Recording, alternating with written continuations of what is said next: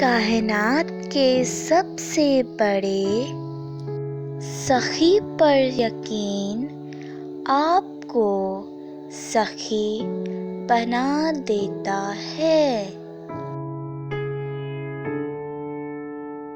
सखावत इस यकीन का नाम है कि जिसने मुझे नवाजा है, अगर मैं इसकी नवाजिशात को तकसीम भी करूं तो वो मुझे दोबारा नवाज देगा।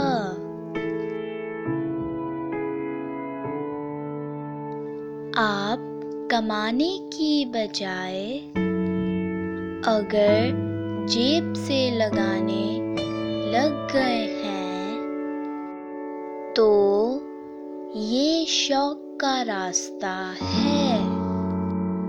इस रास्ते में तकसीम करने वाला सरफराज होता है और जमा करने वाला महरूम।